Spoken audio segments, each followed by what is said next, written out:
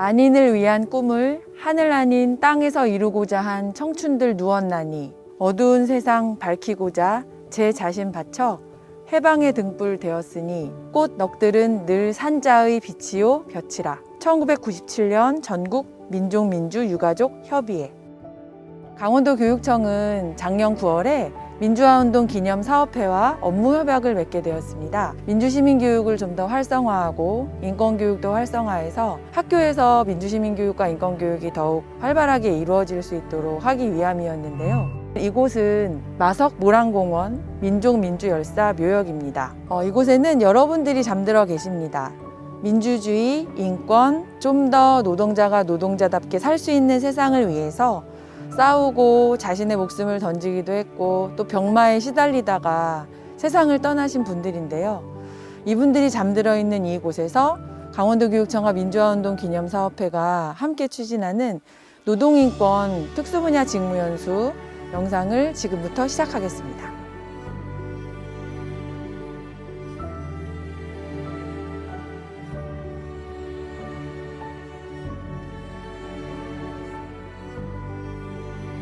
이곳은 청년 전태일의 묘소입니다.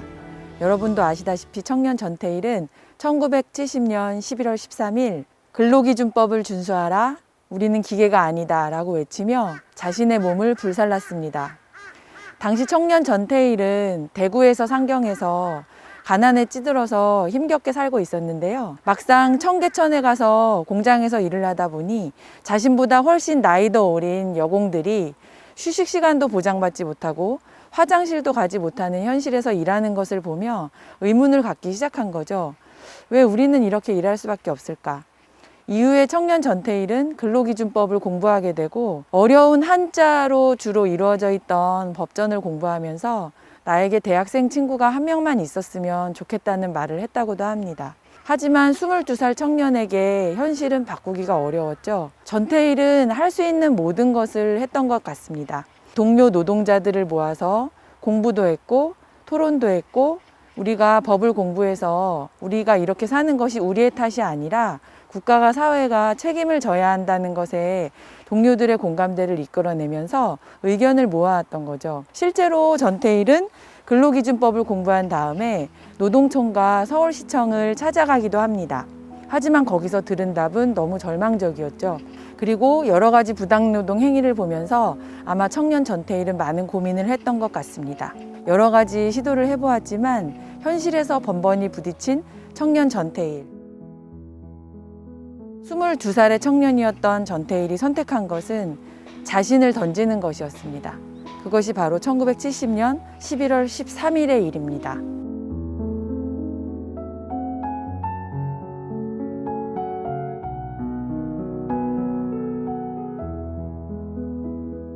이곳은 전태일의 어머니, 아니 모든 노동자의 어머니 이소선 여사의 묘역입니다.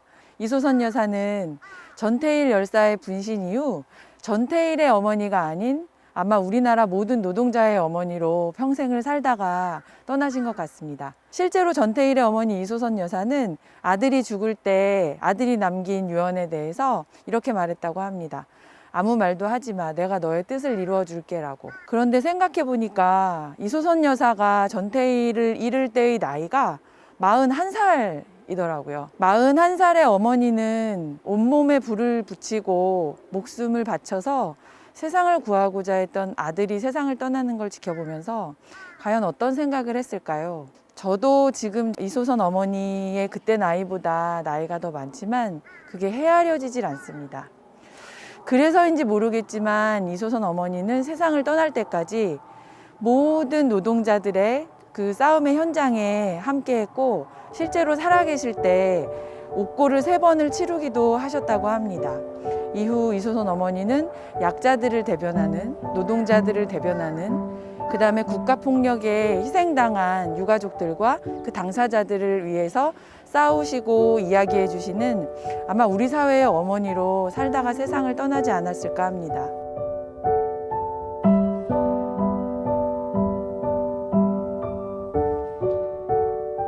네, 이곳은 고 김용균의 묘역입니다. 2018년 대학을 마치고 첫 입사한 직장인 한국서부발전에서 입사한 지 3개월여 만에 혼자서 기계를 점검하다가 안타깝게 사망한 김용균. 죽음이라는 공간이 주는 어떤 스산함과 달리 김용균의 묘역은 마치 그가 살아서 우리에게 말을 걸 것 같은 장면입니다. 지금 묘소에 보이는 저 조형물은 고 김용균이 한국 서부발전에서 자전거를 타던 모습을 형상화한 조형물이라고 하네요. 밝게 웃고 있습니다. 20대 청년 김용균은 자전거를 타고 출근을 하면서 어떤 생각을 했을까요? 불행하게도 3개월 만에 자신이 그런 일을 당할 거라는 걸 알고 있었을까요?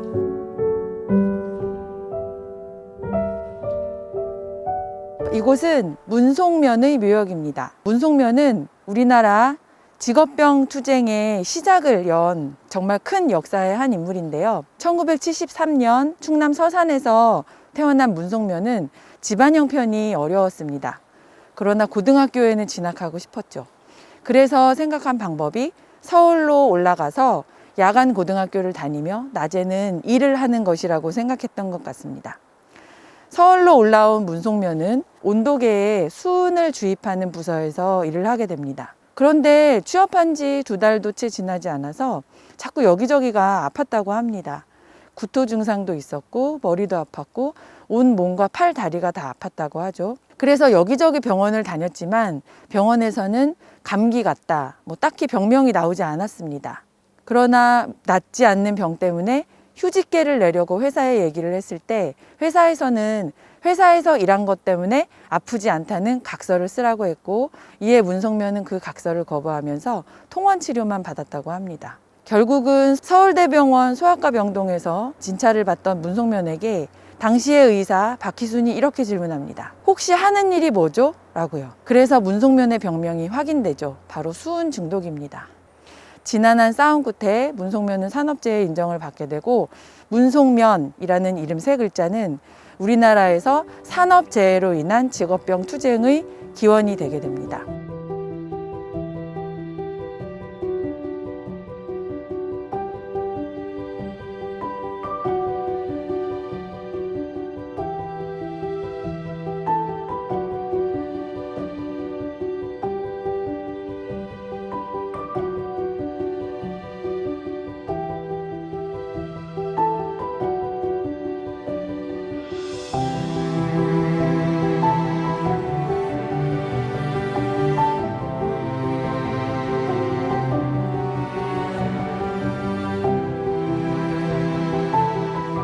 이곳은 서울 녹색병원입니다.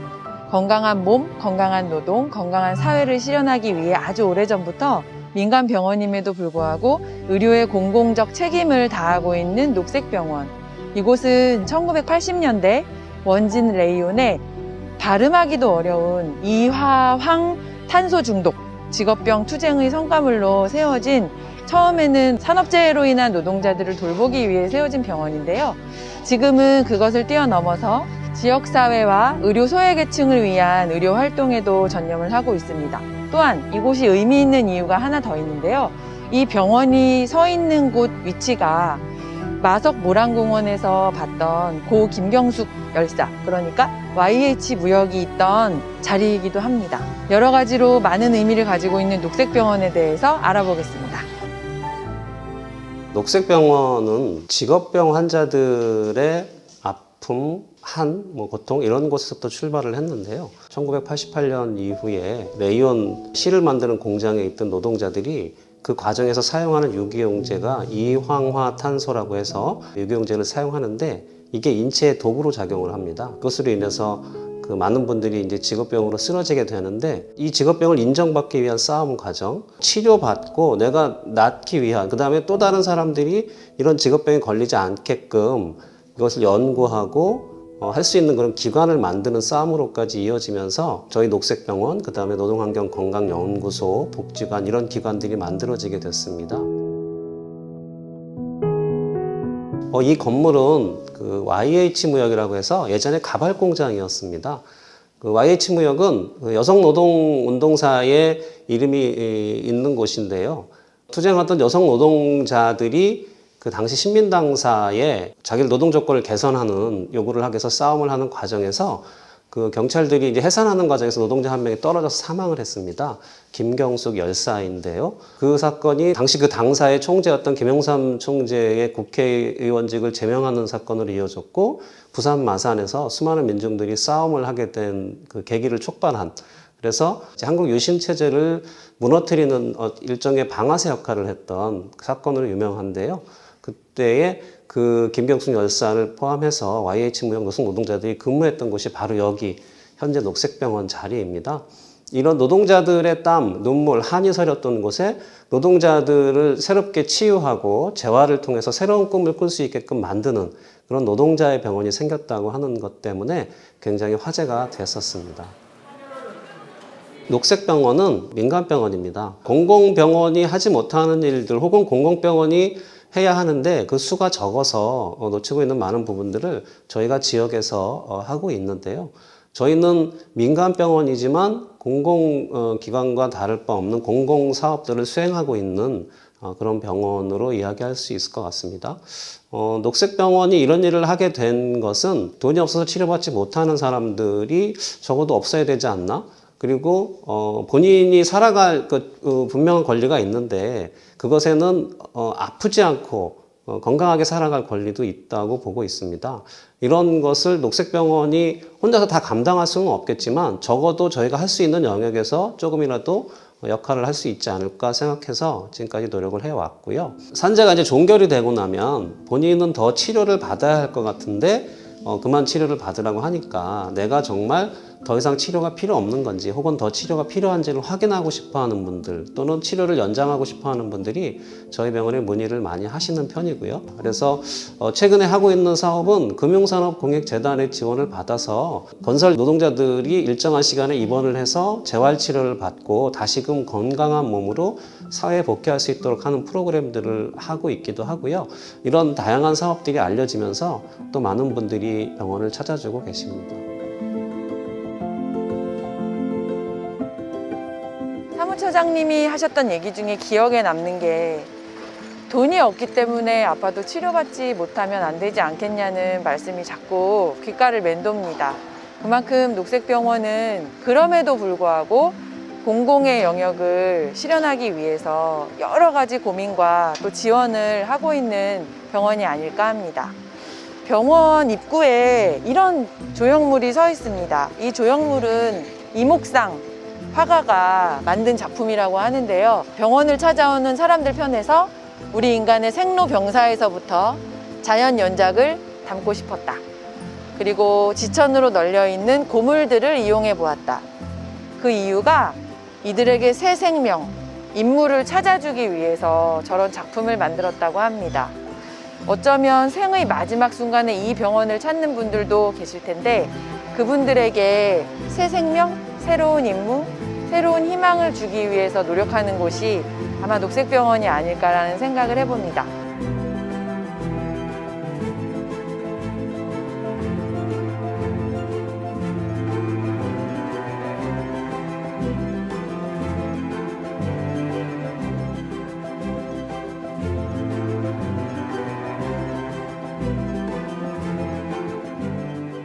이곳은 청계천변을 걷다가 보면 보이는 버들다리, 일명 전태일 다리입니다.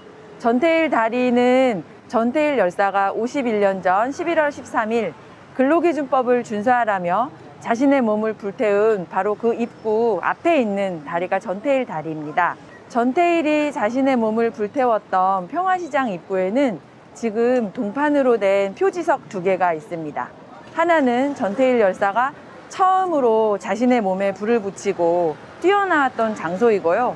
그리고 조금 더 시장 입구 쪽으로 가게 되면 그곳은 바로 전태일 열사가 몸에 불이 붙은 채 넘어진 장소라고 합니다. 얼마나 뜨거웠고 얼마나 아팠을지에 대해서는 말로는 할 수가 없을 것 같은데요. 지금 이 전태일 다리에는 화가 이목상이 만든 전태일 열사의 흉상이 서 있습니다. 지금도 여전히 주먹을 불끈 쥐고 우리를 내려다보며 전태일 열사는 무슨 생각을 하고 있을까요? 이곳은 청계천변에 있는 아름다운 청년 전태일 기념관입니다. 청계천변을 따라서 걷다 보면은 한켠에 자리 잡고 있는데요. 청년 전태일을 추모하고 그의 활동을 알리고 그리고 그가 말하고자 했던 가치를 널리 알리는 다양한 사업을 하고 있는 곳입니다.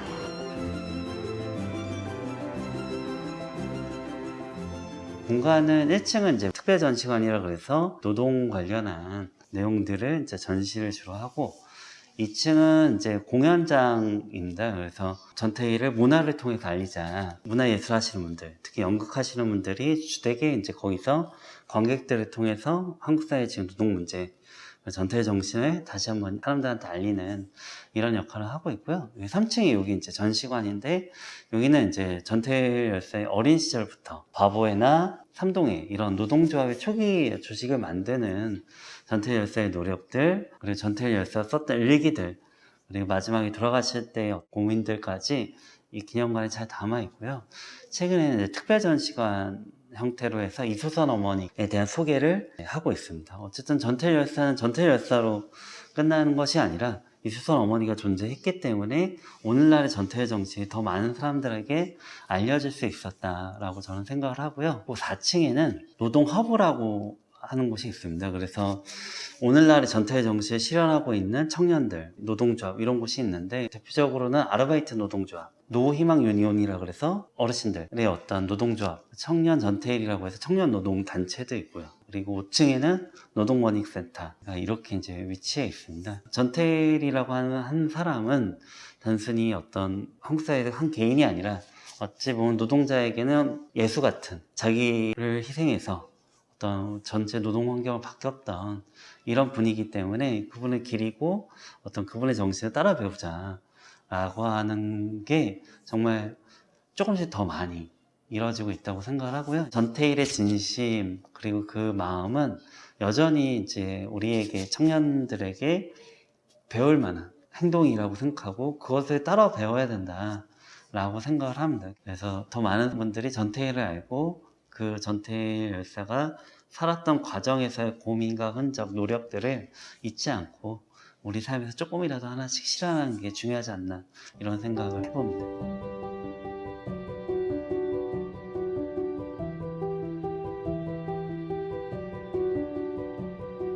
지금까지 우리는 3곳을 다녀왔습니다. 마석 모란공원에 있는 묘비를 보면서 한 가지 공통된 키워드를 발견했습니다. 그분들이 살아서는 서로 만난 적은 없지만 분명히 살아서 어딘가에서 스쳤을 것 같은 삶의 기록들이었는데요. 그건 바로 1980년대 청계천 피복노조 관련 활동을 했던 분들이 많았다는 겁니다. 청계천 피복노조는 전태일의 결과물이죠. 전태일의 결과물이라기보다는 전태일 그 자체인 것 같습니다. 51년 전 청년 전태일은 22살 청년에 머물러서 아직도 우리에게 노동이란 무엇인가, 그리고 일하다 죽는 것은 부당하지 않은가? 라고 말할 수 있는 용기 등 여러 가지 것에 대해서 생각거리를 던져주는 것 같습니다. 마지막으로 대학생 친구가 한 명 있으면 좋겠다던 전태일이 근로기준법을 공부하면서 근로감독관에게 보낸 진정서를 읽으면서 마칠까 합니다. 여러분, 오늘날 여러분께서 안정된 기반 위에서 경제 번영을 이룬 것은 과연 어떤 층의 공로가 가장 컸다고 생각하십니까? 여기에는 숨은 희생이 있다는 것을 명심하셔야 합니다. 특히 의류 계통에서 종사하는 어린 여공들은 평균 연령이 18세입니다. 얼마나 사랑스러운 여러분들의 전체의 일부입니까? 기업주들은 어떠합니까? 아무리 많은 폭리를 취하고도 조그마한 양심의 가책을 느끼지 않습니다. 그런데 왜 현 사회는 그것을 알면서도 묵인하는지 저희 좁은 소견은 알지를 못합니다. 내심 존경하시는 근로감독관님, 이 모든 문제를 한시바삐 선처 있으시기를 바랍니다. 1969년 12월 19일 전태일.